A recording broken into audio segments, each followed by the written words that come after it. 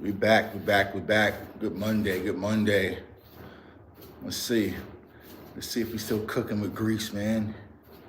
See if I'm not here talking to myself. Hoodie on just a little bit. You know what I'm saying?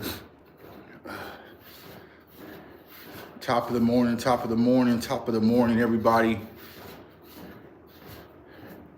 Let's see. Let's get right. Happy Monday, everybody. Good morning. Stay active. Let's go for our goals. Let's push. Let's do all that, man. Let's do all that. Let me make sure I'm good. We're good. Make sure the audio's good. Audio's good. Levels is good. All right. Make sure everything's good, man.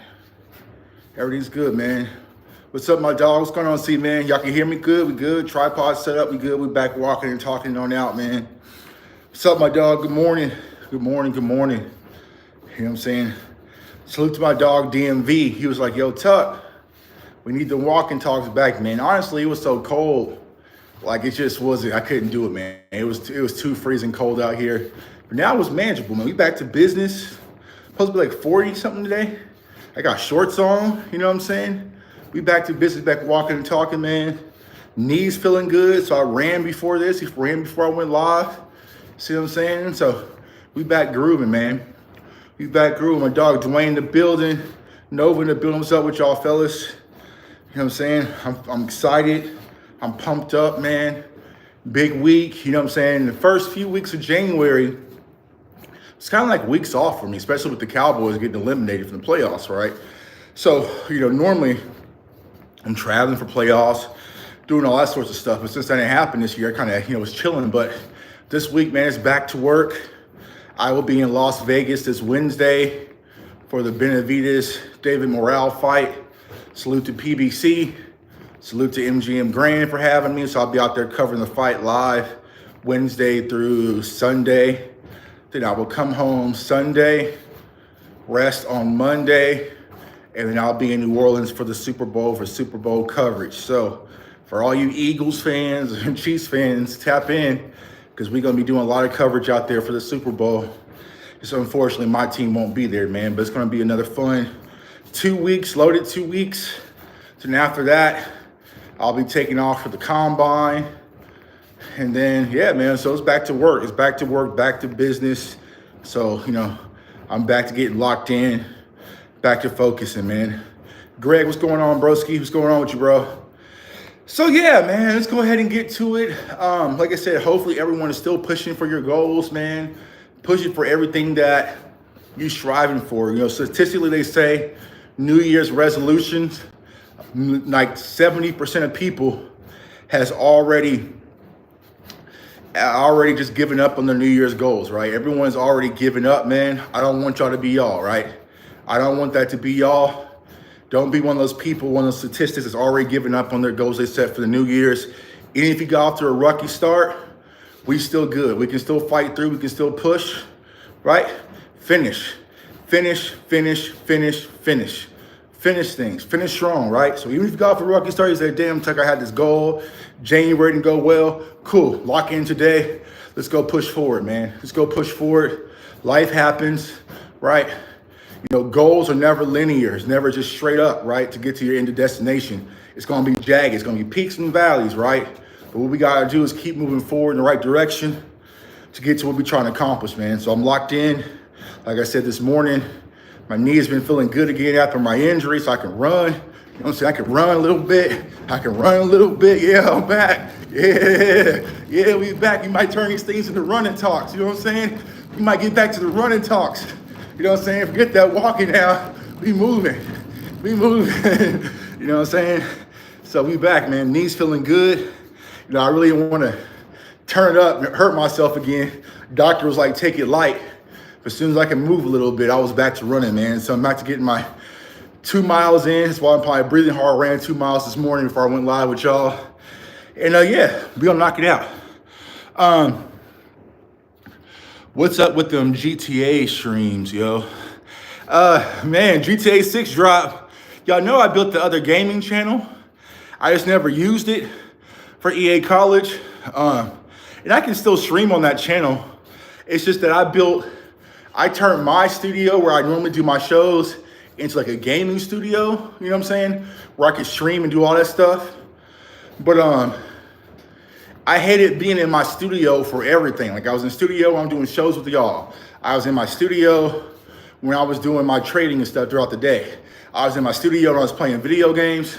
So I was like, nah, I need to move around. So I'm in the same room too much. But I still got the gaming channel, so GTA 6 is gonna hit. We need KC to beat the Eagles for us again, Jay. Facts, bro. Facts. That's what I was saying on Twitter, man. Everybody was, I'm sick of the Chiefs. They're cheating. They're refs. They're refs. The refs. I'm sick of them all. Hell nah, bro. We need the Chiefs right now. I need my cousin, Pat Mahomes, to go out there and handle business for us right now. Because I tell you, as much as we hate the Philadelphia Eagles, them boys is a serious threat. You know what I'm saying? Them boys is a serious threat. You know what I'm saying? L-Rock, D Brown, Nova. Y'all see this Nightlights Riff dude? Go ahead and show him how to get down, bro. Hey, go ahead and show him how we get down in this community. Snipe that boy. You've been eliminated, bitch. What's up, my guy, Action Jackson? What's going on with you, bro? Dallas Texans fans, facts. Facts. You know what I'm saying? Facts. So, yeah, man, Dallas Texans fan, bro. We ain't got no choice. We got no choice. You know what I'm saying? My guy, Tyler Edwards, what's going on, Ty, man? I know you cranked up for KC. You know what I'm saying? It is what it is, man. Chiefs, Red Kingdom, all that. Red Friday, whatever, bro. I'm rolling with you. We rolling with you. You know what I'm saying? Hey, I thought you was my mom. I got you, broski. Let me pass you your ratchet right now. There we go. Bang. There we go. There we go. Ratchets. Ratchets, bro. You know what I'm saying? People pull up in the wrong hood. Yeah, bro, common sense. We normally go this early, man. Like I said, I didn't do the walking talks last week because it was freezing out here, bro. I was like, I couldn't do it. It was like 10 degrees, 7 degrees. And I was like, man, I can't do it. You know what I'm saying? So now it's warmer. You know what I'm saying? Like I said, I got shorts on. You know what I'm saying? Got my shorts on and everything. But I'm out here vibing, running, getting in the sweat, man. So I'm good. Did you see Dez Fried Kavion? Yeah, man. So I was talking to Dez behind the scenes about it. And so, you know, Dez is locked in, but he's not locked in. So he calls me, he was like, yo, Tuck, who is this Giants dude talking all this? Like, who is he? And I was like, oh, that's Kayvon Thibodeau. He was a first round pick a few years ago, defensive end. He's like, man, I ain't never heard of dude, man. Why is he coming at me? And I'm just like, I don't know. And I was like, bro, it's not really worth your time. But like a lot of people think that like I control Dez's social media stuff. I don't, man. I'll just give him advice. But at the end of the day, his thing is his thing. So I was like, hey, bro, like honestly, I would just leave it alone. It's just Kayvon Thibodeau. It's not, you know what I'm saying? It's really nobody important. He was like, bet. He gets off the phone with me. And all of a sudden, it's just bombs over Baghdad. I was like, all right, bro, do your thing. You know what I'm saying? Like, I don't know, bro. But it's like, Dez has this weird attraction to him. And I don't know. Like, it's just weird. Like, I get it. Like, I have it from a smaller scale, but, like, he has it from a higher scale where it's just like, even if he says something that everybody else is saying, like, people just gravitate towards his tweets and act like it's the worst thing ever. Like, I think all of us will agree. I think all of us will agree the Giants was idiots for letting Saquon Barkley go. You know what I'm saying? Which is crazy. We've all said it. We all know that was a dumb decision for the New York Giants to let Saquon Barkley go. Right? We all agree. I mean, Micah has tweeted it. Numerous players have tweeted it. But for some reason, when Dez tweets it, it's just bombs over Baghdad. You see what I'm saying? It was the same thing with the Travis Hunter situation about his girlfriend, right? Everybody was talking about Travis Hunter's girlfriend. Like everybody. It was like a trending topic. But soon as Dez tweeted something about it, it was just Shador responds and Bob responds. I'm just like, I don't know, bro. Like, you just got that magnet where if you say something, I guess it just pours gasoline on it. You know what I'm saying? So it's just, I don't know. I don't know. Equivalent to Dennis Rodman joining the 90s and the Bulls. Yeah, man, like Saquon definitely changes the Eagles. You know what I'm saying? You know what I'm saying? Saquon definitely changes for the Eagles. You know what I'm saying? The landscape for the Eagles, man, they're a problem. You know what I'm saying? Because what happens is, you know, even if you stop Saquon, the amount of focus and energy you have to put on stopping Saquon, well, then now you have to focus on Dallas Goedert. Now you have to focus on A.J. Brown. Now you have to focus on Smitty. You know, then you might even have Grant Calcaterra. And then Jalen Hurts can use his legs. And you know what I'm saying? So it's like, it's a lot. You know what I'm saying? There's a lot. Does cupcake training get the old days? Is not, I don't know. So Running Man, walk-ins for old people. That's what's up. Like I just told your dumbass, I just got done running 2 miles before I went live. So anyways, right, this is the morning shows, right? So those of you who kind of new to the morning shows, for some reason we get a bunch of bums and weirdos in the chat. That's why I put ratchets on everybody. Y'all feel free to shoot them people and snipe them down. Get them the fuck up out of here because we don't need them. All right, so getting back to what I was saying. So we sat back, watched last night, both games, Eagles and Commanders. You know, salute to Jaden Daniels, incredible rookie season, but it just wasn't his time. So the Eagles handled business early. And then the Buffalo Kansas City game, man, it's just one of those things where Josh Allen had a phenomenal season.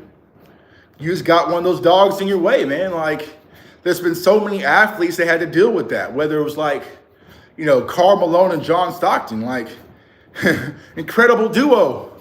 You just had Jordan in your way in the wrong era. You know what I'm saying? Charles Barkley could have had a ring. You just had Jordan in your way at the wrong era. Like, there's so many greats that Michael Jordan just prevented from winning a championship. You know what I'm saying? So it's one of those things where it comes to Pat Mahomes, bro. Hey, man, it's just him right now. It's just his time. We had to go through it with Brady. You know what I'm saying? Now you have to go through it with Pat, you know, and Pat just finds a way to win. And here's what I'll tell people. It was in Arrowhead. It's hard to go into Arrowhead Stadium and win games. If that game was probably in Buffalo, I think Buffalo wins that game. But in Arrowhead, it's different. You know what I'm saying? It's just different. It's just different out there. You know what I'm saying? The crowd, the impact, the confidence that the team has. And the Chiefs just ultimately found a way to win. So, you know, looking across the landscape, you're seeing good quality teams like the Commanders, like, you know, the Eagles, unfortunately, like Buffalo, like the Chiefs, right? So this is where I pivot to the Cowboys fans. Do you think that we are close to being able to compete with what we saw last night? You see what I'm saying? Like, do I think that the Cowboys team as constructed could go on the road in Kansas City and go with a close fight with the Chiefs? No. You know what I'm saying? I don't think they could do it versus Buffalo. Maybe Philly and Washington because they're the division rivals, right? So they're used to those. You know what I'm saying? But I don't think we could do that versus Detroit. I don't think we could do that versus San Fran. I don't think that we could do that versus Green Bay, you know? So it's like one of those things where even though we're talking about Brian Schottenheimer and the coaching staff and Jerry Jones and the organization, I feel like if we look at our roster and we have an honest conversation, we are not there, y'all. Like we are just not there. You see what I'm saying? And the reason why I know that and I felt that coming into this past season is when I was at the Super Bowl last year and I watched San Francisco versus Kansas City, it just hit me like, Tuck, yo, as much as you love your Cowboys, bro, you're not close to being there. You see what I'm saying? So it's like we have a lot of work to do, y'all. A lot. And I think a lot of people don't want to hear that, but it's the God honest truth, right? We have a lot of work, not just with talent, because I feel like we have some talent, right? But just mindset, toughness, grit, fortitude, want, desire in the big moments. You see what I'm saying? The big moments. That's what we need, is the big moments, right? When there was a play that needed to be had, Chiefs fans didn't have to worry. They knew Pat was going to make it. You see what I'm saying? Even though they lost the game, when there was a play that needed to be had, Josh Allen made it. I mean, that dot to Hollins was just like, fourth down, stand up tall in the pocket, or, run. Like, it's those big moments. It's when you need plays. Chris Jones, big moments. Trent McDuffie, Nick Bolton, big moments. You see what I'm saying? So it's like, we need that, man. I feel like, personally, what we do to Cowboys fans, and I do it too, right? We give them too much too early, right? We give them too much too early and be like, oh, he's gonna be the next Travis Frederick, or he's gonna be the next, or you know what I'm saying? We get excited for that, bro. But it's like, I need to start seeing these players turn up in big moments. Like turning up versus the Giants, no disrespect, Kayvon Thibodeau. Turning up against the Giants don't impress me, bro. I want to see you turn up versus San Fran. You see what I'm saying? I want to see you turn up versus San Fran. I want to see you turn up versus Green Bay. I want to see you turn up versus Baltimore. I want to see you turn up versus Buffalo. I want to see you turn up versus Detroit. You know what I'm saying? Like, that's where we have to start raising the standard. You see what I'm saying? Like, it's cool that we got 2 pick sixes versus the old Commanders, right, on Thanksgiving, and like, you know what I'm saying? But bro, where's those here in Detroit? You see what I'm saying? So I just feel like we need a shift in mentality, y'all. We really need a shift in culture, mentality, and I'm not sure how we necessarily do it. You see what I'm saying? Not sure if we do it. Yeah, everyone double tap that screen for the like button. See, I didn't know you have to double tap it to do it this way. Let's see if I do it. Okay, yeah, just double tap it. When I don't show to work, we get fired on the spot. These players today decided to walk out on the third quarter and says, not playing, the team still playing, other teams will pick them up. Yeah, well, I think what you're saying, Darlene, I agree. It's accountability, right? It's accountability. Who is holding who accountable, you know? And I think that's always been the mystery in Dallas, right? Who is being held accountable, you know? I just never saw it. I don't know who is that guy, right? Like I tell you guys all the time, here in Kansas City, you have Pat Mahomes, he's the face, right? But you have 2 guys that don't take no shit. Travis Kelce and Chris Jones, right? You know what I'm saying? Travis Kelce primarily on the offensive side, Chris Jones on the defensive side. You know what I'm saying? They hold everybody accountable. You know what I'm saying? They hold everybody accountable. And that's the big dogs where it's like, all right, when they talk, everybody shuts up and listen. You know what I'm saying? But also, with those players, there's on the field production at a high level in big moments as well. Now, Travis Kelce kind of faded yesterday, but he'll be back, right? So it's just one of those things where there needs to be accountability, not only with the players, but then to the staff, but also to ownership, you know? And that's the hard part where it's a rift in parenting, right? A lot of us are parents, right? If my wife tells the kids they can't have candy for breakfast, but I perfectly say fine, that's a rift, that's a split, right? And all these splits, all these, difference of philosophies and opinions has been destructive to what we call our kids and the Dallas Cowboys and the players, right? Mike McCarthy wants to go with Rico, right? Jerry Jones wants to go to Zeke. So now that the parents are tugging and pulling, right? And now Zeke starts lashing out and missing practice and shit because he getting screwed over. You see what I'm saying? So it's like we need continuity. We need everybody on the same page. But the hardest part about that in Dallas, y'all, is that the only page is the Jerry and Steven page. Wayne, what's up, man? I got this off Temu. It's Temu hoodie, man. Told you I get Temu workout gear, man. Get that. He was like $8. So yeah, so it's just that no one's on the right page, right?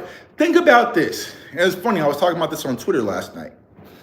When the Chiefs won last night, you saw their CEO, Clark Hunt. Salute to Clark Hunt, man, and grew his hair out. See, I haven't seen Clark Hunt, and I'm on the radio here in Kansas City, and I cover the team.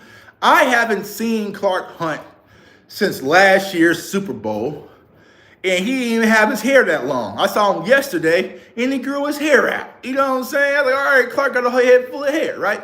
Clark Hunt comes out, goes on stage with his wife. Hey, thank you, Kansas City. Here you go. I'm out. I'm out. You know what I'm saying? Clark Hunt is like Ghost on Power. You just never see him. Like, you honestly wouldn't know who he was unless you really, really followed the Chiefs. He doesn't have a weekly radio show. Now, he might do a radio show with us here in Kansas City during the Super Bowl, so tap in for that. But besides that, he doesn't have a weekly radio show. He doesn't do a press conference or an interview after every game. He lets the players, the coaches, do their job and stays out the way, you know? And so that's the problem. I just think with Dallas, y'all, I don't know how we combat it. I don't know how we overcome it. It's just too much. I think that's where the fan base right now is kind of on bended knee. It's like, we're tired, man. Like, you know, I know they're going to come out there. They're going to laugh, ha ha, kiki. You know, Brian was our guy all along, and Steven's going to be chucking it up and all sorts of stuff, man. It's just like, bro, we're tired. Like, I'm really tired. I know y'all are tired. It's just the same old. Like, for you younger Cowboys fans, what you don't understand where you're at on this Ferris wheel of Cowboys trajectory, we are pretty much at the Dave Campo era, right?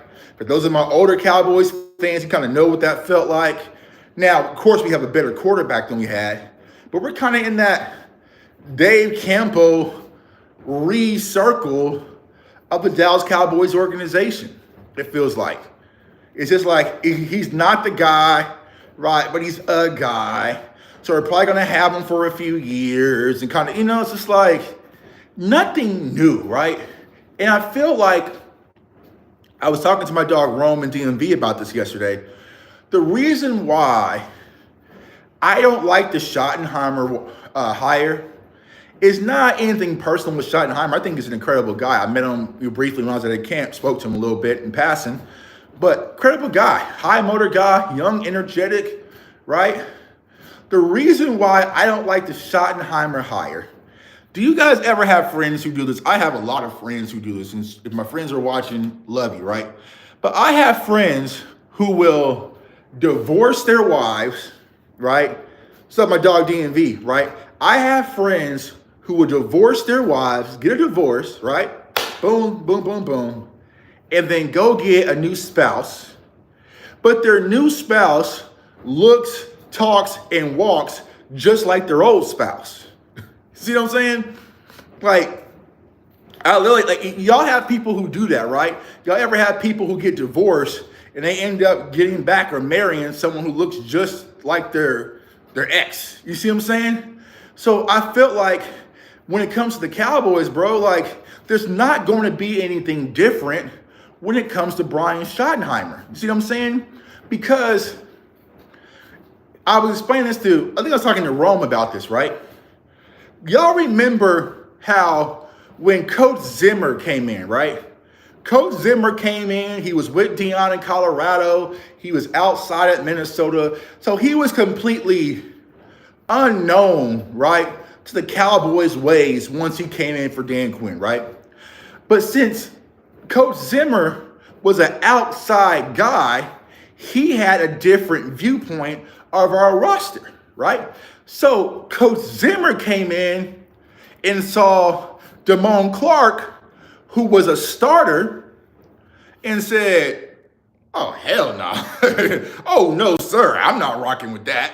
You know what I'm saying? Like, Coach Zimmer came in and saw Damone Clark and was like, nah, I'm good. You see what I'm saying? Because it was an outside lens. It's an outside view, right? Versus if you already have somebody in-house, they may have already had a connection with Damone Clark, and they would have probably let Damone Clark still lead the charge. You see what I'm saying?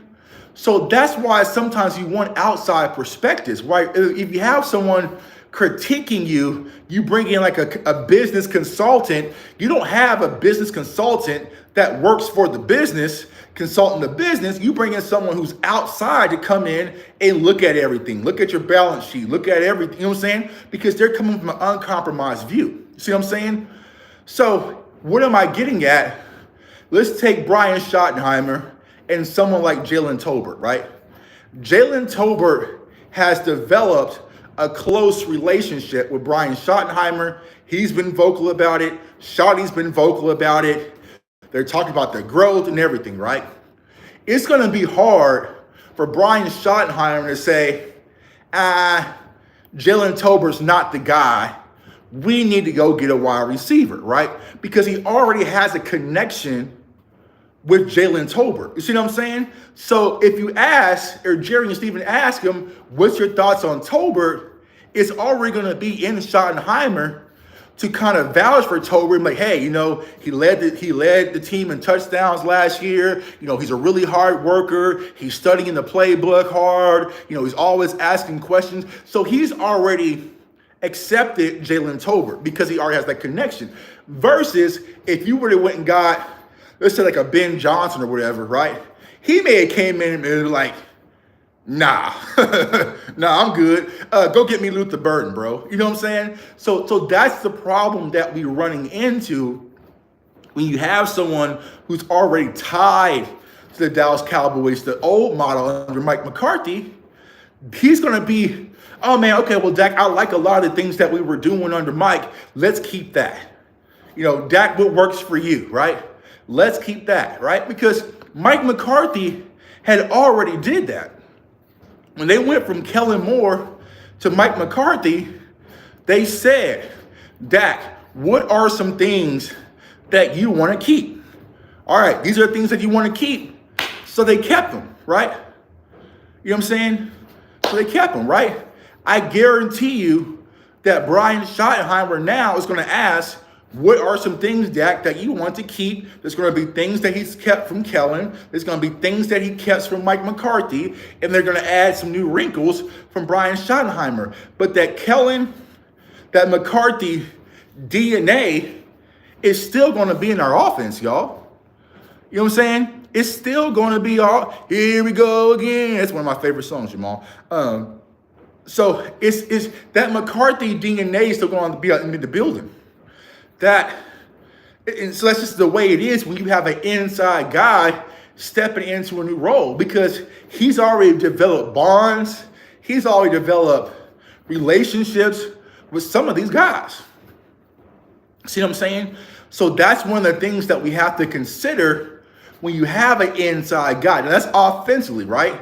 Now defensively, whoever the new defensive coordinator might be, that might be different. You see what I'm saying? That might be a little bit different.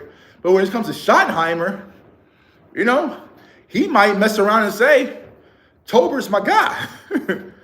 I like Jalen. You know, we're always training together. We're always, you know. So now you have someone who's going to rally for you. You see what I'm saying? So it puts you in a situation where it's going to be like, I don't know, right? I don't know. Like, it's not going to be, Schottenheimer doesn't have the time to fully clean house and bring in what he wants, and because he can't get off to a rocky start, right? So let's say, for instance, there's like 20 players Schotty doesn't like and he wants to move on from them. He won't be able to completely revamp all of them and bring in some guys that he thinks is going to fit his philosophy. You don't have time for that, right? Think about how when Coach Zimmer came in, he was saying earlier on, the defense wasn't right because I was trying to do things their way, right? Keep things comfortable for them. So Coach Zim came in, wasn't trying to change much from Dan Quinn. He was trying to keep them comfortable, right? And then finally, when the wheels fell off, he was like, all right, well, fuck it. We're going to do things my way now, right? So it's going to be one of those situations. Facts, bro. He might feel like he can fix it, but he can't be fixed. Right. Facts. Right. Facts. Yeah, it's more like it's the Jason Garrett era, bro, where it's just like, I feel like he's going to just try to maintain it, right? He's not going to try to revamp it or make it better. He's just going to try to maintain it, and hopefully the players will naturally level up. See what I'm saying? It's so these people have this idea of, oh man, Schottenheimer gonna come in here and he gonna get rid of the pass game and we gonna be run. No, he's not doing all that, bro. He's not doing all that, because if Schottenheimer tries to go with this run-first approach, right? And on the first 3 series, we hand off to whoever, more than likely Rico, and it's a 3 and out, 3 and out, 3 and out, 3 and out. What are people going to say? Man, why aren't you passing with your quarterback? Why aren't you getting that CD Lamb involved? So he has been here long enough to know what works and what doesn't. And you guys have to understand, Schottenheimer was the offensive coordinator for the first year in Dallas under Dak Prescott's most impressive season, which was last year, right? So he's not going to completely take the ball out of Dak Prescott's hands. Now, you could see some type of more balance when it comes to the run game, but the innovation of the run game, I don't think is going to change, because that was Brian Schottenheimer's entire focus, was the run game. So the run game infrastructure, that was Schottenheimer for the last 3 years. See what I'm saying? He was the run game coordinator, the run game consultant, the run game. His focus was the run game. The passing game, we know that's Mike McCarthy's forte. Schottenheimer's focus was the run game. So I don't understand, he's going to do this and do that, and now we're going to be a heavy zone and do all, no, bro, you've already had that job. like you had the job for 3 years. What you demonstrated is what you demonstrated. Now, can we get better personnel to help with that? Absolutely, right? But it's not like, oh man, we're going to be going from doing motion, 20% to now 80% pre-snap. I don't think it's going to be that crazy impact that a lot of people are wishing, right? But when it comes to that, a lot of people just have optimism, right? Because we're looking for something new, right? Right? It's just like going back to that new spouse, right? Even though you got a divorce and your new spouse really is just like your old spouse, you're looking for something that your new spouse does different than your old, and that's what makes things better. You see what I'm saying? So it's going to be like, y'all remember back when Cowboys fans had this belief that Kellen Moore was saving all the good plays for the playoffs? Y'all remember that, right? You know what I'm saying? Oh, don't worry, Tuck. Kellen Moore's just saving all the good plays for the playoffs. Oh, I know the offense is struggling right now, but Kellen's just saving the good plays for the playoffs. That's all he's doing, right? No. You see what I'm saying? No. That was just it, right? He just reached his limitations, right? So I feel like the optimism in Cowboys fans to try to understand and cope with why we're going with this Schottenheimer hire is that he is now going to turn into Kyle Shanahan, and we're going to have this run scheme that we've never seen before, and I just don't think that's the case.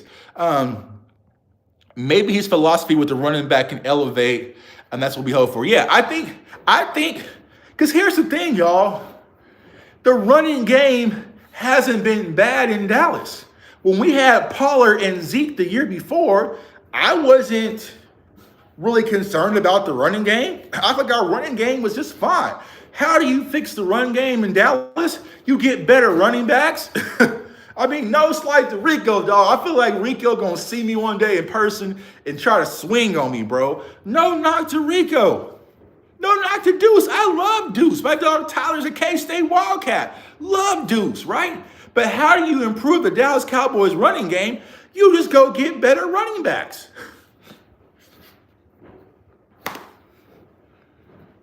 The Eagles had more rushing touchdowns than the Dallas Cowboys had all season just last night.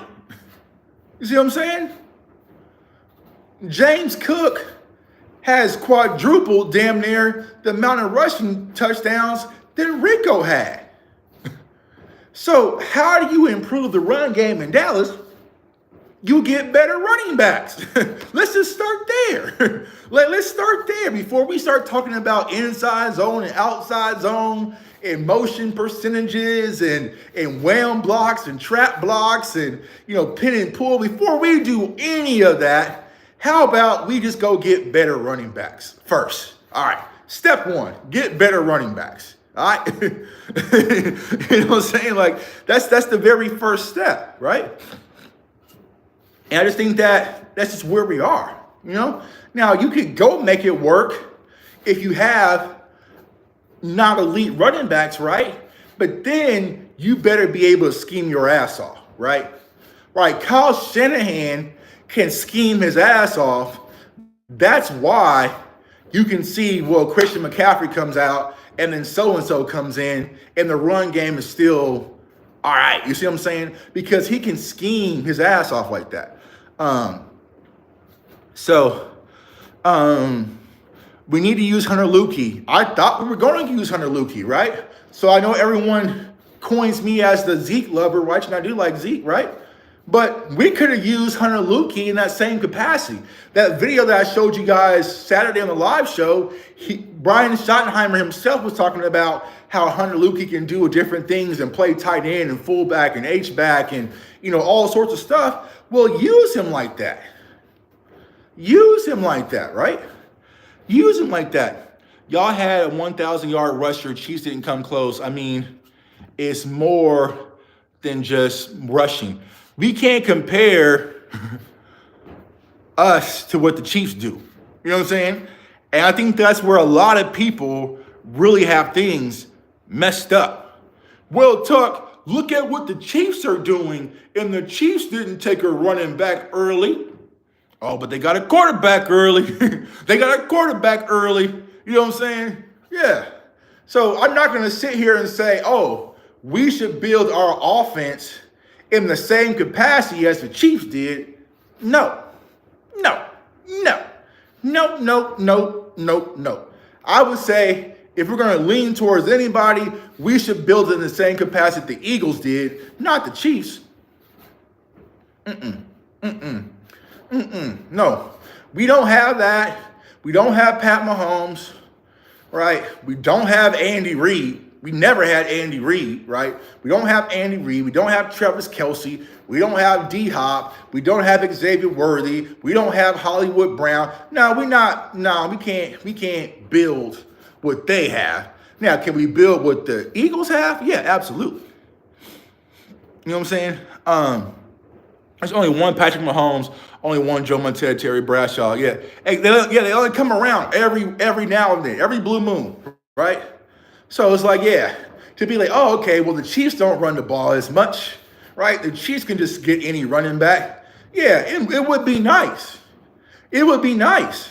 You know what I'm saying? It would be nice to have that. We don't have that. And I love Dak and I love Pat, but he's not that. Dak's not that, and I never said he was that. You see what I'm saying? There are certain positions that take longer to grow in DT, wide receiver, perhaps those positions through free agency and quicker options to the draft. Wayne, I'm 1,000% with you, bro. I'm 1,000% with you. A lot of people will be like, we need to draft a DT. We need to draft a DT, right?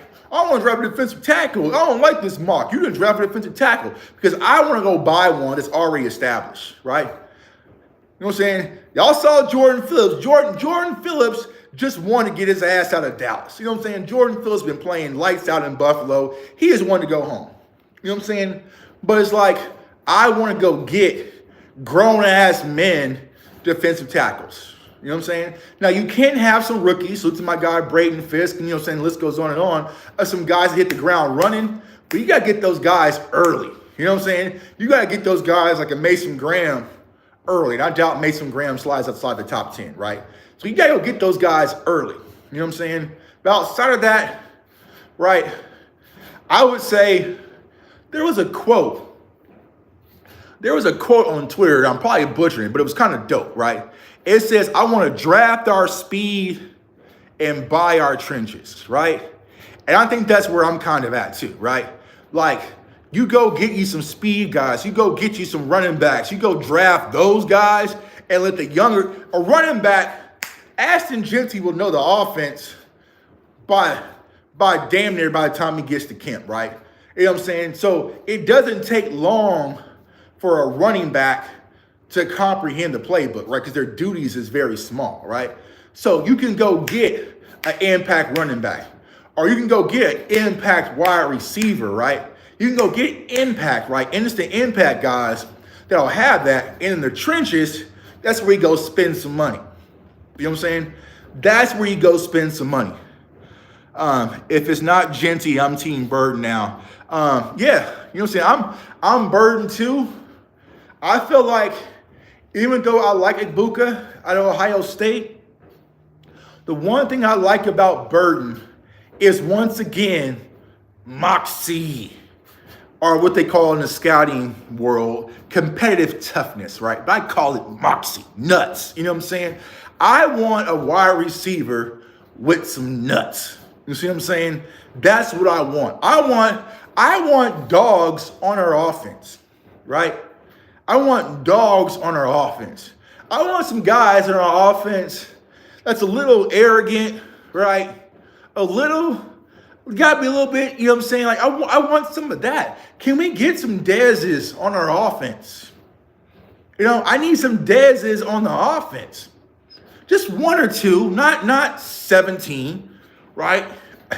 You don't have to go full George Pickens with it, right? But I want some dogs on our offense. You see what I'm saying? That's what I want. And I feel like Burden has that, right? I feel like Burden kind of has that I'm him mentality, right? You know, I need a wide receiver in the draft that really feels like he's wide receiver one. Not just going to try and stay quiet, get 1 to 2 targets here and there. Like, I need a guy who feels like he's wide receiver one, even though he's not going to be wide receiver one, opposite of CeeDee Lamb. We talked about this yesterday, DMV, but I also would like to have a tight end that feels like he's wide receiver one. You see what I'm saying? You know, I want our offense to have some more moxie. There has to be someone on our offense that you have to be afraid of outside of CeeDee Lamb. Like, simplify, y'all. Go play Madden with the Cowboys and try to scare somebody with Jalen Brooks. I tried. Try to scare somebody with Rico Dowdle. I tried. Lord knows I tried. You know what I'm saying? You can't even. So,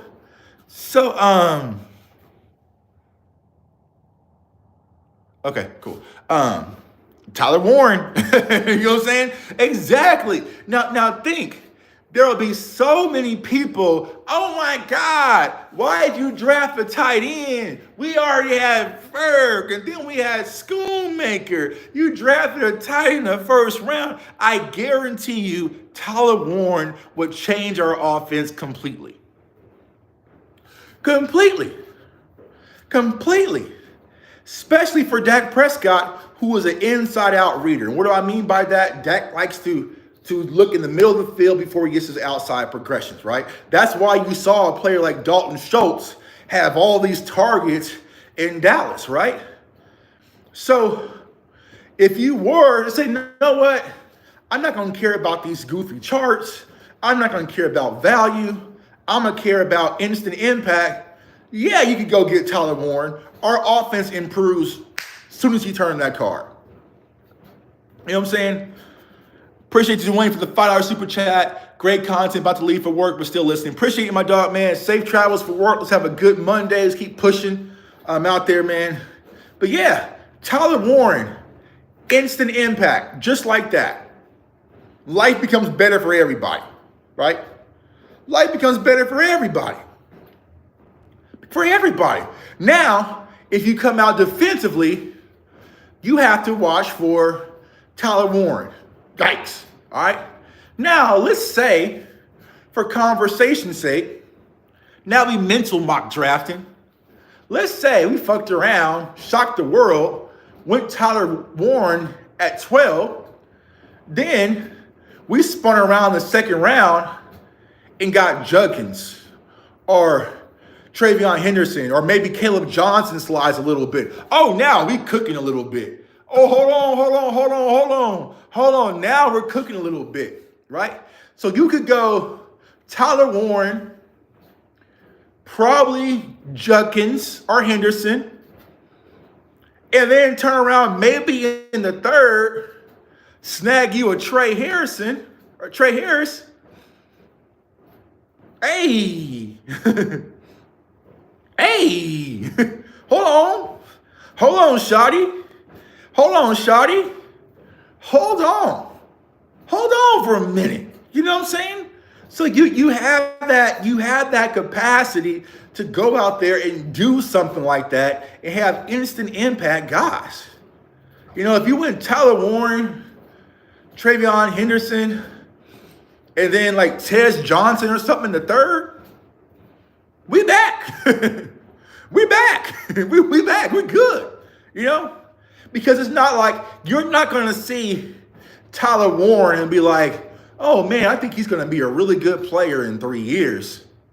I think he's going to be a really solid player. I think Tyler Warren's going to be a really solid tight end in 3 years. No, Tyler Warren is probably going to be one of those guys, just like Brock Bowers, right, that has impact fresh out the gate. And see, Brock Bowers doesn't have CeeDee Lamb playing next to him. So imagine now if you have to put safeties and linebackers and use them to cover the hooks, the middle of the field, and now you're leaving CeeDee Lamb with one-on-one coverage, but now you're doing that, but you have light boxes and you have Travion Henderson in the backfield. Now we're talking. Now we're back. Now we're talking some Cowboy shit. You see what I'm saying? So, but do the Cowboys have the moxie to even do that, right? Or even if you didn't, you could go like Luther Burden, or you can go Genty, right? Whatever your flavor of ice cream is. Let's just say we went Luther Burden, then turn around, got Judkins in the second, right? And then turn around and got my tight end Gadsden out of Syracuse. You know what I'm saying? In the third, it's changing things. It's changing things. You should focus on making life easier for Dak Prescott and CeeDee Lamb. Not an offensive lineman. We need a guard. Not another damn edge rusher, unless it's Abdul Carter, then I'll settle, right? Not another edge rusher, right? Go get instant weapons that's going to make defensive coaches have to game plan. Tyler Warren can literally do everything. He can even throw a touchdown. I know what? We're gonna get it in the comments section. I guarantee it. But you know what? We're gonna do a Tyler Warren film session today. You know what I'm saying? We're gonna do a Tyler Warren film session today for the culture. Ain't gonna be a bunch of people, we don't need a draft for tight end. We got Ferguson and Luke Schoonmaker. How many? We're gonna say, shut up, bro. We're gonna say, shut up. You missed the morning show, and we're gonna cook. We're gonna do Tyler Warren this morning. We're going to do Tyler Warren today. You know what I'm saying? Yeah. We're going to do Tyler Warren today. But here's the thing, DMV. You might not even have to offload first. You need 2 tight ends to run 12 personnel. You run 12 personnel, Ferg becomes tight end 2. You know? You know what I'm saying? He just becomes tight end 2. And now look at what your 12 personnel looks like if you have Tyler Warren and Jake Ferguson. I mean, the Raiders, they went with Meyer and turned around and got Brock. That's right after. You know what I'm saying? So, you know what I'm saying? So it's just one of those things, right? I don't want to pass on talent for the sake of other players that we have, right?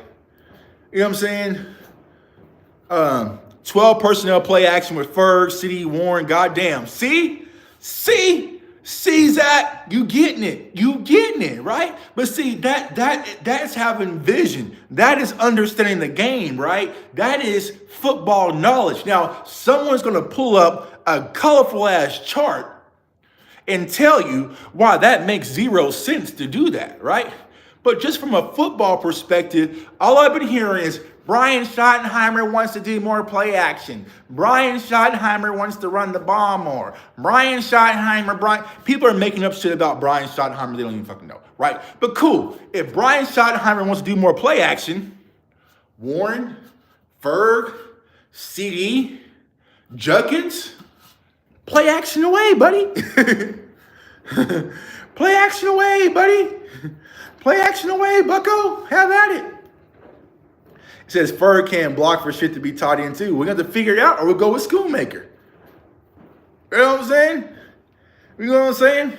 But see, that's the difference, right? Instead, Ferg was a 5th round pick or whatnot, right? So we're still waiting for him to develop, right? And I feel like what we did is, self-included, we crowned Ferg way too early. Because we were wanting that. We were wanting our Travis Kelce. So we did. We crowned Ferg way too early to where we're sitting back saying, what is this? what is this, bro? This ain't, no. You know what I'm saying? So it's just one of those situations, but so are you taking Warren at 12? Depends on how the board is, right? Depends on how the board is. But let's say you're in a situation where Burton and Emeka get wiped out. Genty's gone, right? They don't make it to 12. You know what I'm saying? It's kind of like a Micah Parsons situation where the guys we thought were going to be there, they get wiped out, right? I would consider it, right? I would consider it because I feel like outside of Genty, I'll say this, outside of T-Mac and Genty, which is the wide receiver from Arizona, right? I feel like Tyler Warren is the third best offensive weapon in the draft, right? So if you're looking for just weapon and you're taking the positions off the names, that's like Tyler Warren would be the third weapon after T-Mac and after Genty. You see what I'm saying? What about the defense? We need a lot also. Yeah, I mean, for the defense, it's hard because I don't know who the defensive coordinator is.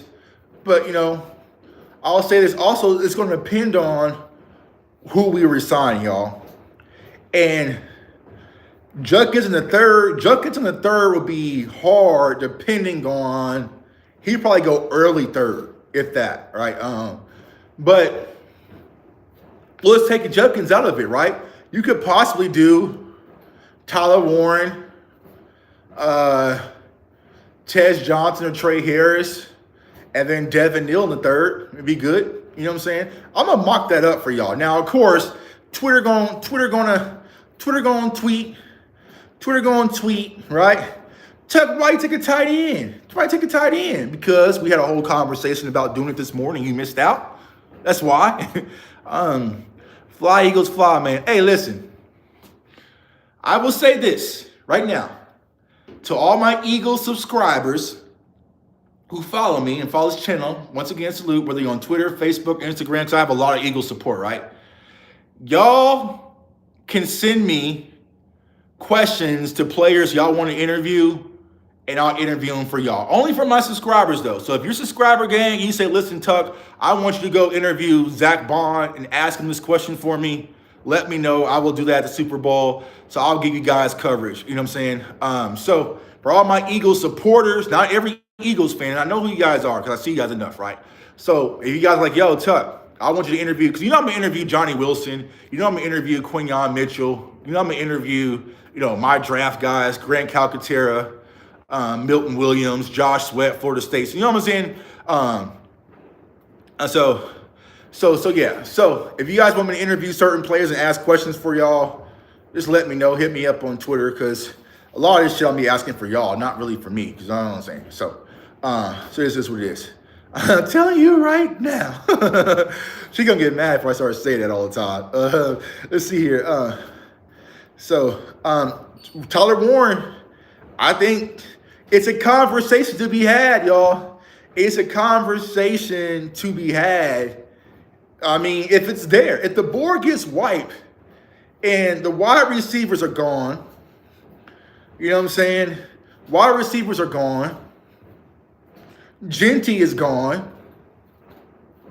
You can consider a trade back, right? Could you do a trade back and get an additional 4? If you could trade back from 12 to like 16 or 17, get Tyler Warren and get a 4th back, they might be good. Tech's film is not good. Hey, man, don't let it confuse. What happened to Oli Gordon this year? Wasn't he up for the Heisman talk list this year? He wasn't anymore. Yeah, so I'm still doing the Oli Gordon film, bro. Like I said, I want to try to find out what happened. And when I watched the film from last year to this year, like last year, it's like a completely different player, y'all. Like, you know what I'm saying? Like, it's hard because it's like, so I need to find out, was there an injury? Was it that he just quit because his team was losing? It's hard. You know what I'm saying? It's hard when it comes to Oli Gordon, because his films, I was watching the other night, like trying to get a session ready for y'all. And it's like 2 different players. It's literally like 2 different players from last year to this year. You see what I'm saying? So I don't know if it was a mental thing. I'm not sure if there was friction. I'm not sure if he was just mad his team was losing, so he kind of quit. I knew they stacked the box a little bit more, but that's no excuse. So it's hard with Oli Gordon, right? So I got to do a little bit more research. Let's see here. What happened to the wide receiver Lacey from LSU? Oh, he gone, bro. He's gone. Yeah, he's probably going to be doing some time. But we can consider it. We could strongly consider it. Now, I see someone in the chat. So, do you want Genty?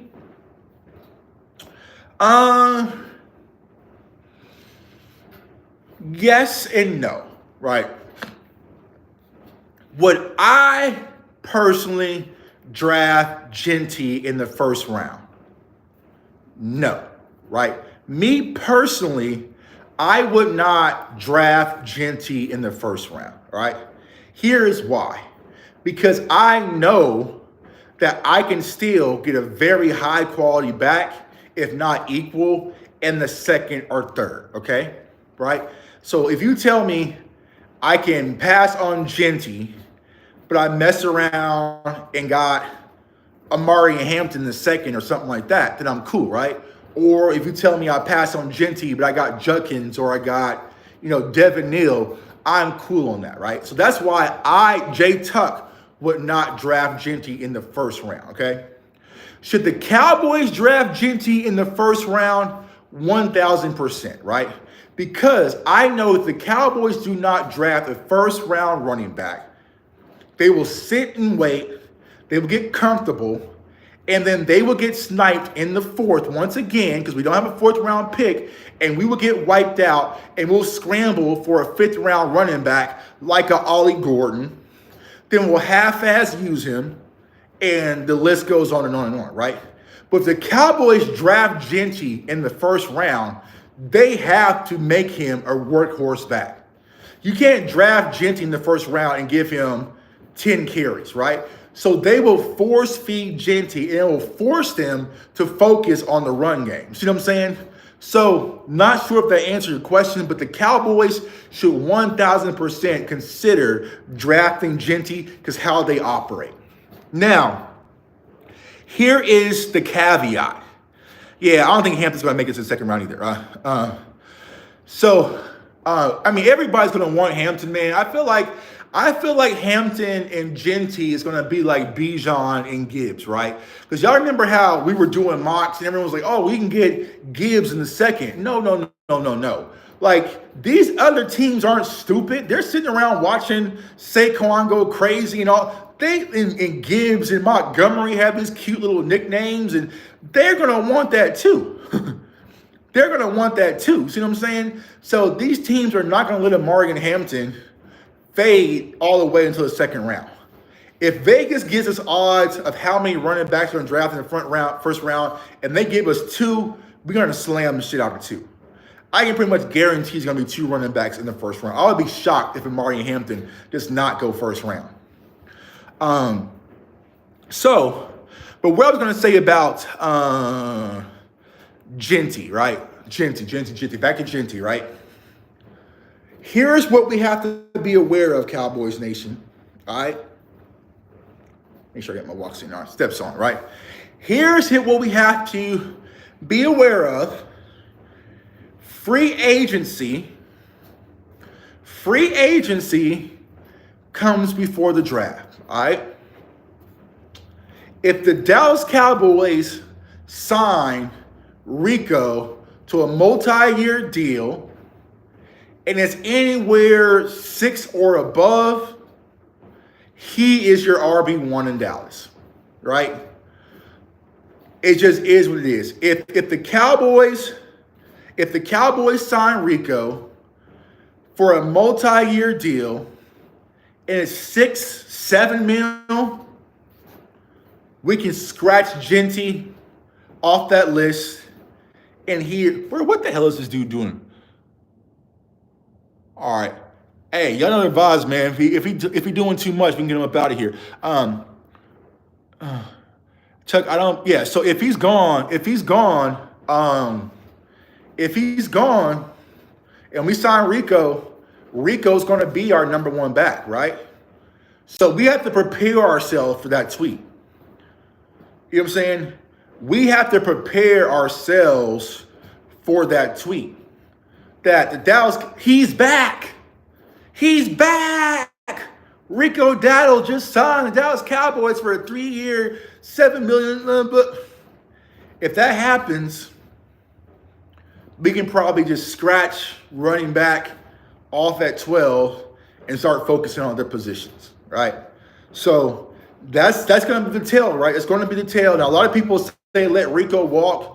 I would let Rico walk depending on, I think, once again, great side dish, right? If you give me Genty, right, and then you give me Rico for around, a little decent return deal, then we're good. We're good. Hold on, bro. Seems way too much. All right. Yeah, too much talking. I'll let you Eagles fans come here and talk, but not too much, right? Shit. All right. So, like I was saying, yeah, I feel like Rico would be a good supplement, right? A good supplement. You give me Genty and Rico, we're good, right? Because you don't want to run Genty into the ground, especially early. You know what I'm saying? But it's all going to depend. And if I had to gauge it, just trusting my Cowboy senses, right? They've already started putting out the nuggets of Rico, the cute story, right? They've already started painting the cute story. Well, Rico Dowdle was the first undrafted free agent of the Dallas Cowboys running back room to hit 1,000 yards, right? So it's a cute story. And then some of their people, Rico Dowdle, if you look at what he's done since week 11, he's had a higher EPA average than Jamar Gibbs, right? So you're starting to see some of these cute stories kind of be sprinkled in the community about Rico. If I had to trust my gut, they'll sign Rico for a favorable deal. right? Now, if Rico says, nah, I want 9 mil, 10 mil, running backs are back in, then be like, all right, bro, you got to go. You know what I'm saying? So the only way Rico is going to be let go is if Rico gets greedy. You see what I'm saying? What's up, Swain? What's up with you, dog? Let Rico walk. I mean, it depends, right? It really depends. Will Rico go for a cheap deal? I don't know.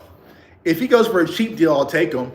But if he goes for a high contract or a mid, like kind of like Tony Pollard went for, something like that,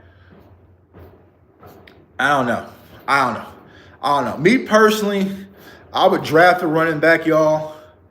And I feel like this running back class is special. And I think why a lot of Cowboys, well, not only a lot, there's a niche of Cowboys fans that won't admit the truth. But when we sit back and watch these other teams, whether it's Detroit, whether it's the Bills, whether it's the Eagles, whether it's the Ravens, whether it's the Bucks, hell, if it's the Packers, all these teams, we are sitting back subconsciously saying, we don't have no running backs that can do that. We don't have no running backs that can do that, right? Like, we just don't, right? It's just like we don't have any running backs that can do that. And I feel like if you're honest with yourself, it's the God honest truth, right? We don't have running backs. Like when Saquon took the first carry of the game yesterday to the crib, we don't have no one that could do that. We don't have no one that can do that at all. The very first carry, Saquon hit that hole with zero hesitation and took it to the crib. We don't have that. For Saquon to be able to stick, plant, and go and bounce outside when there's nothing there in the A-gap and turn and bend the corner, we don't have that. Yeah, it says Saquon turned to prime Barry Sanders in the first game. Bro, first play. And it was just off to the races. You know what I'm saying? Now, Rico probably could have did that, but he got caught. Zeke would have tore his whole back up trying to hit that. You know what I'm saying?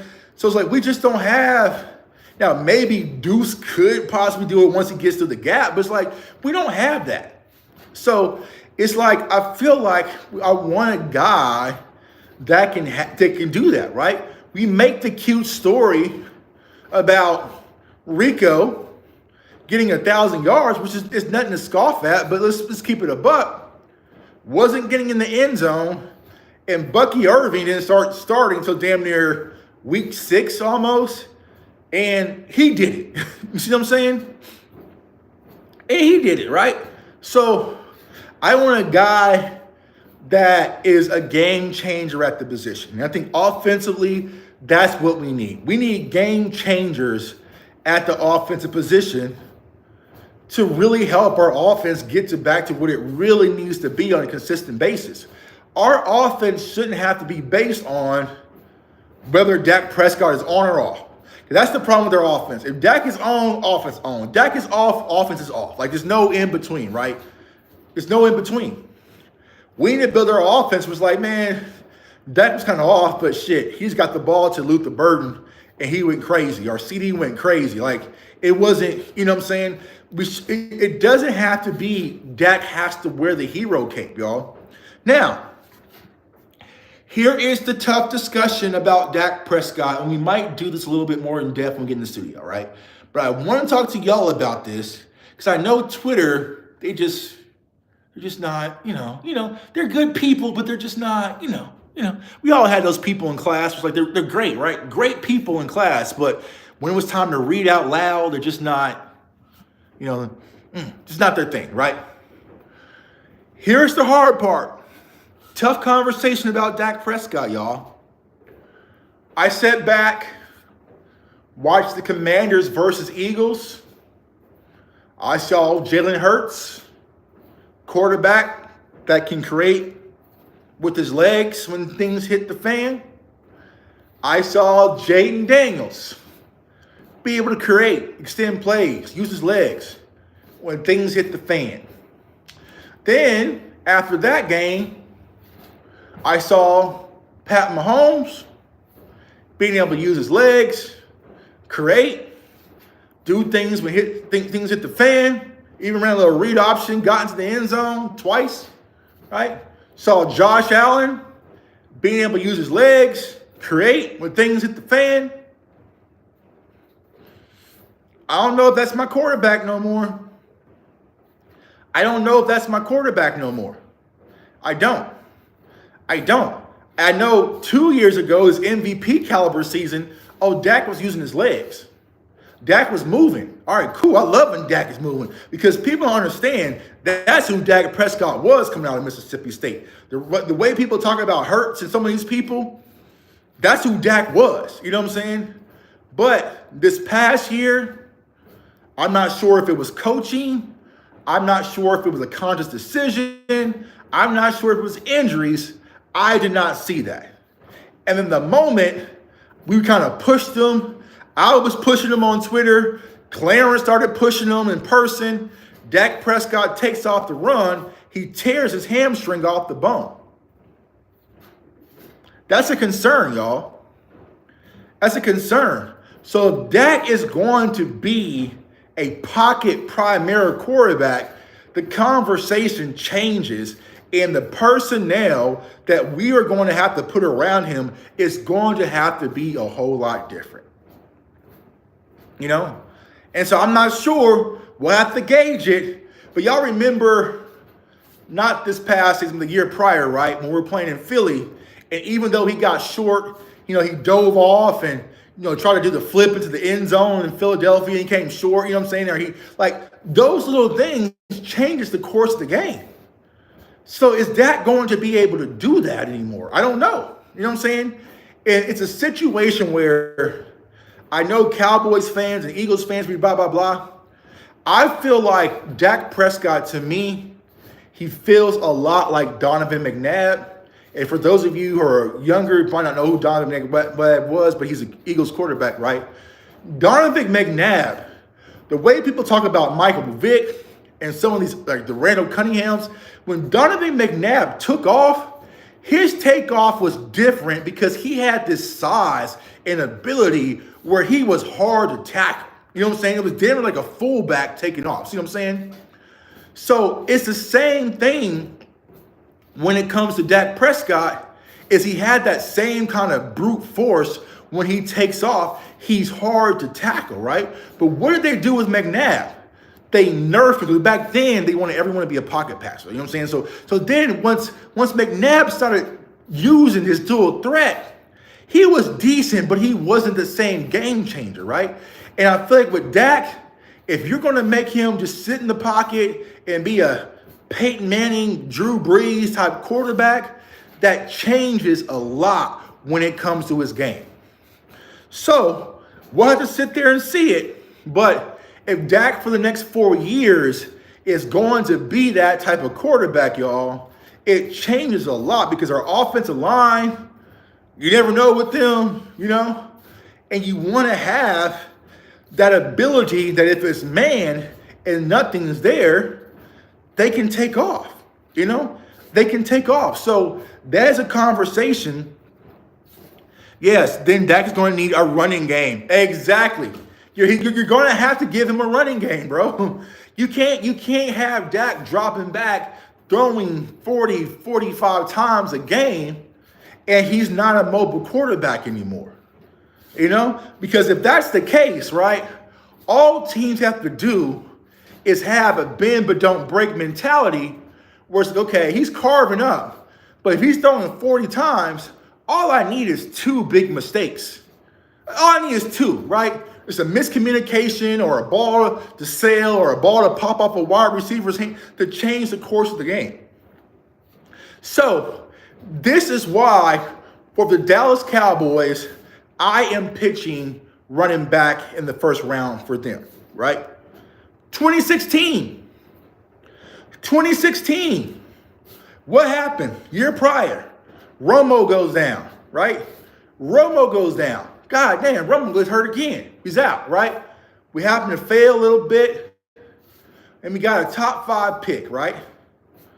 Ezekiel Elliott was not there to pick to make Dak Prescott's life easier. Oh, no. That pick was to make Tony Romo's life easier. For those of you who forget, Zeke's pick was to make Tony Romo's life easier because Tony Romo was getting injured constantly. He ended up getting injured in 2016, right? But think about how much easier Tony Romo's life was. He had his best season when he had DeMarco Murray, right? And then he probably would have had an even decent season as well if he had Ezekiel Elliott. But then Dak had an incredible season rookie year as a rookie with Ezekiel Elliott. This is why I think the Dallas Cowboys should go get a running back that's a game changer early. You have to. You have to start thinking of Dak Prescott like old Romo. And it sucks because it's flashed by. It's gone by so quickly. But you have to start thinking about him like that. Now, Romo had Dez. Romo had Witten. But they still went and got a running back early, an elite running back, to make life easier on Romo.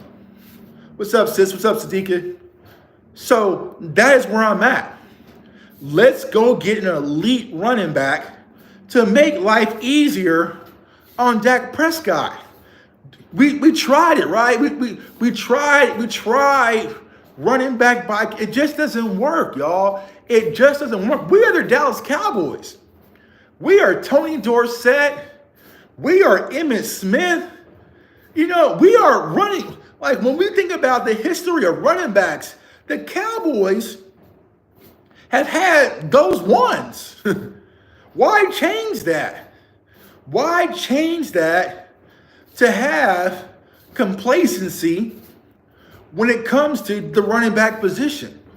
Go get you one of those guys who are them ones. And there are players out there. See my sisters in the chat now. Y'all was acting stupid earlier and thought y'all was getting away with shit. My sister's home. She got the ratchet. Y'all getting y'all getting clipped. You know what I'm saying? Y'all getting clipped. Hey, snipers on the roof. You know what I'm saying? Y'all was getting a little too comfortable. They was getting too comfortable, sitting around, having a good old time. La, la, la, la, la. Cowboys suck. La, la, la, la, la. And now sister's home putting y'all all in the dirt. y'all getting dirt napped, all right? Told y'all. You watch Squid Games, like she's like number 11, man. Just sniper. Pew! Eliminated. Pew! Eliminated. So yeah, bang, bang, bang. All right, so that's why I'm like, we need to make life easier on Dak Prescott, right? We need to make life easier on Dak Prescott. I know Dak is going to be a yes man and say, yeah, man, you want to have Jay Tuck at running back? I'll take Jay Tuck at running back. He'll work, you know, even though he's coming off a knee injury. I'll take him. I'll make it work. Like, bro, let's make life easier on Dak Prescott and CeeDee Lamb. You know, imagine what a stacked box in a running game would do for CeeDee Lamb. Imagine what a running game would do for Terrence Steele. Imagine what a running game would do possibly for Tyler Guyton. You see what I'm saying? Like, yeah. But he doesn't. Oh, yeah, I'm not just stopping at running back. We're going to get a wide receiver too, right? But there's a lot of people that are like, we don't need a running back early. You can get one in the 5th. No, right? Why wait? Why play with your food? Why haven't some Cowboys fans learned that lesson last year when we sat back and watched every quality running back get wiped out in the 4th round? You know? So it's like, lose that mentality. I want to make life easy on Dak Prescott. Trade a 5th to the Jets for Hall. Nah, I feel like I can get And I like Breece Hall. He's from my hometown, Wichita, man. Salute to Breece Hall. I feel like I can get better quality running backs in the draft for Breece Hall for that price. You know what I'm saying? So yeah. So I would take one of these guys to go out there and be a game changer for Dak Prescott and his offense, y'all. But if we keep going out there neglecting, right? You know what I'm saying? If we keep going out there neglecting the offensive positions, the weapons positions, and just saying Dak is fine, go out there. Like, listen, y'all, I'm telling you right now, and it's crazy, DMV, now it's stuck in my head, I keep saying it, right? If we go out there and we don't draft a running back or a wide receiver in the first 2 rounds, I'm coming unglued, y'all. I don't give a damn who it is. If we go the first 2 rounds without drafting a running back or a wide receiver, I don't know. I would probably just give up. I would probably just, if we go like offensive line and defensive end, I'll probably just be done with it, y'all. I'll probably just be done with it. It's like, all right, cool, whatever. Like, because it's just neglect, right? It's just neglecting the positions that needs to change the tide for this team, right? What has to happen in order for us to overcome all the BS us Cowboys fans have to deal with, from the ownership to the culture to possibly the coaching staff, even though this hasn't been fully laid out, right? We have to put a team out there on the field that's superbly talented, that can rise above it all. You know, we have to put a team out there that can rise above it all, right? And I feel like that's what the Eagles do. Like I said, the Eagles fans got mad at me, but I'm not going to sit and act like Nick Sirianni is some incredible coach. But he has an incredible GM that surrounds him with incredible talent. It makes life easier, right? It makes life easier. You know? Yeah. I mean, Chip Kelly is now possibly about to get an offensive coordinator job back in the NFL. Is Chip Kelly this amazing offensive coordinator? Probably not.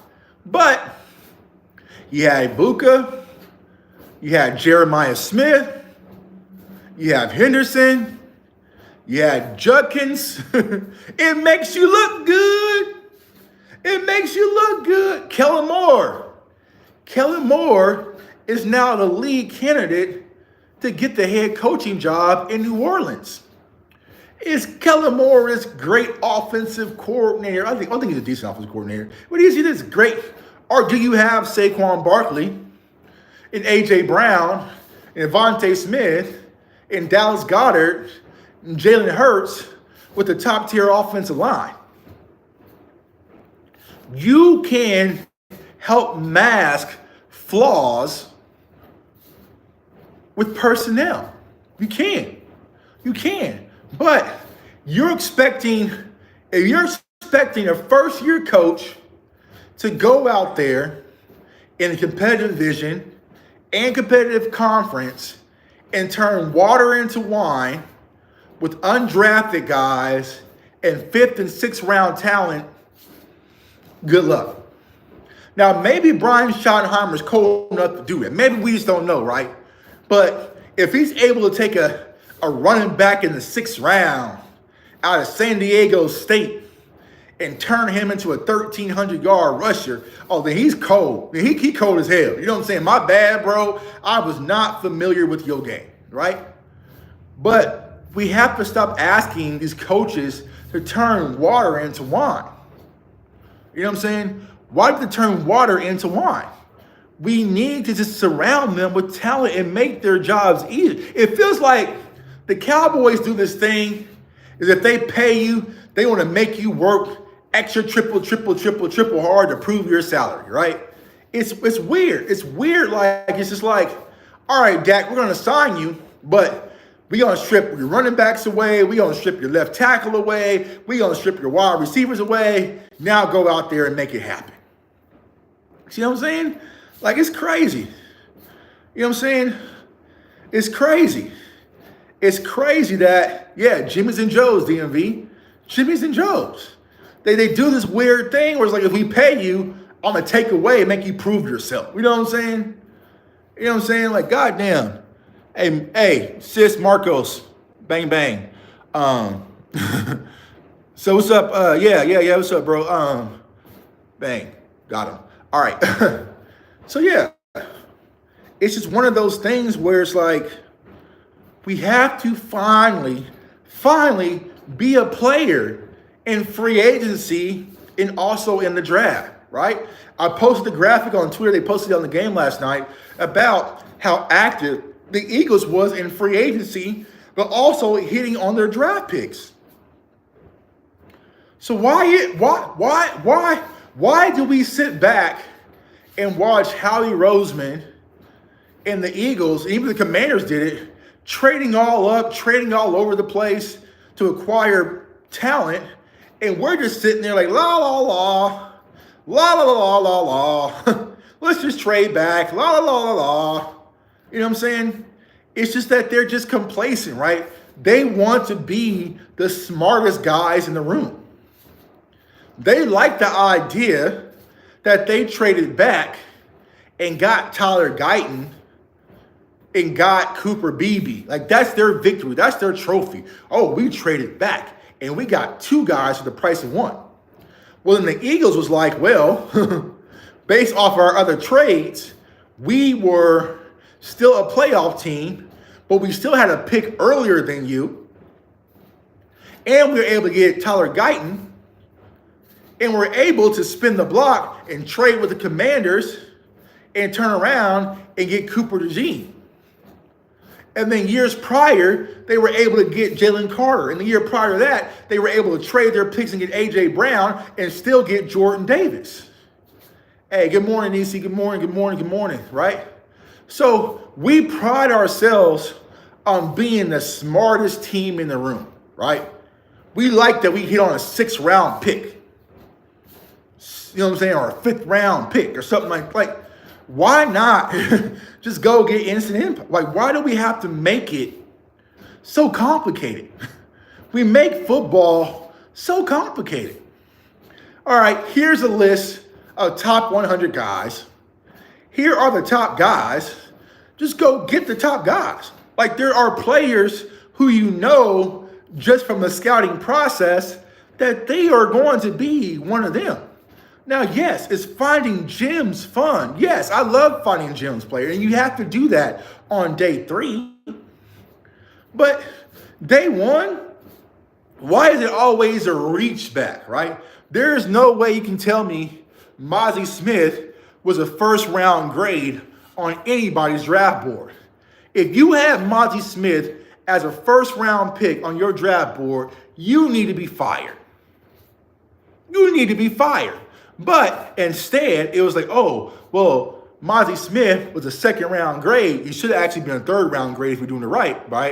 But we thought that maybe Mozzie wasn't going to get back to us. So then, instead of taking Mozzie in the 2nd or the 3rd, we'll just get him earlier than everybody else and get him in the 1st. We'll just get him early. How about that? How about that? You know? So, and what happens is when it works, they get arrogant, right? So what happened with Tyler Guyton? Well, they did it with Tyler Smith, right? Tyler Smith was really probably a 2nd round grade if you were smart. They drafted Tyler Smith, who was a left tackle, had him play guard. That worked out. And then kicked him out to left tackle, so the position flex kicked in. He was a young, projected player that hit the ground running. Voila, magic, right? Well, then the Cowboys were just like, well, we did it with Tyler Smith. We can just do the same thing with Tyler Guyton. And let's just make him a left tackle, though he's never played the position ever in life. So it's just one of those things where they get confident and cocky and arrogant when things work out, and they feel like, you know, does Micah wanted Mozzie? Yeah, probably. I don't know. because that's the thing. Dan Quinn didn't want Mozzie. Mike McCarthy didn't want Mozzie. That was a Will McClay pick. Let's lock it up, man. I'm about to go in for the day. Mozzie was a Will McClay pick. We all saw that, right? So it just is one of those things, man. It's like I said, y'all, it is what it is. You know, we're kind of stuck in the mud. We'll probably do some stuff on the Schottenheimer interview press conference if y'all want. I personally don't give a damn about it because until you show me, bro, I don't want to hear all the ha-ha kikiing. Oh, we're gonna bring Dallas Cowboys back to power today. We're gonna bring the Dallas Cowboys back to dominance, and we want to establish a team of toughness. We're gonna establish a team. I don't want to hear all that shit today. Show me, bro. You know what I'm saying? I don't want to hear all of it. You know what I'm saying? But they're going to sell us some stuff. They're going to sit around the podium laughing, kikiing. Ha, ha, ha, ha, ha, ha, ha, ha, ha. We always wanted Brian. That was our guy. You know, all this stuff. You know what I'm saying? Media's probably going to lob some questions. I really don't want to do a video on it today. I'd rather probably just do the Tyler Warren shit that we talked about. But, you know, it just is what it is at this point. Like I said, y'all, we just got to figure out how to make this thing work. But I said it's frustrating because as you look across the landscape of the NFL, we are not even close to where we are trying to be, man. But I appreciate everyone for joining in for the walk and talk. Hit that like button, smash the subscribe button. Let's continue to climb. Got a lot of draft content dropping. Film session today. We're going to switch and do Tyler Warren just because we're bored. We've been doing a lot of running backs, right? So let's switch it up a little bit. Do Tyler Warren today. Then we got some more live shows. I think I'm going live with my guy Lou Takes tonight at 7 p.m. Also this week, like I said, I'll be out in Vegas covering boxing for the Benavidez fight. So for all of my boxing fans out there, a gaming channel. What is this? It's CFO Gaming, right? CFO Gaming is the gaming channel. I haven't posted anything on there in a minute, but maybe when GTA 6 drops, we'll get back over there, start doing some gaming stuff. And then, yeah, man, but whenever we have a great week, great Monday. Like I said, even though you might be off to a slow start when it comes to your New Year's goals, don't give up. If you got off to a bad start, if you got off track, whatever, restart today. Let's get in gear and make the best out of 2025, man. So I appreciate you guys. Want everyone to stay safe, stay blessed, stay encouraged. Chiefs hold us down at the Super Bowl. And, go Cowboys. Peace.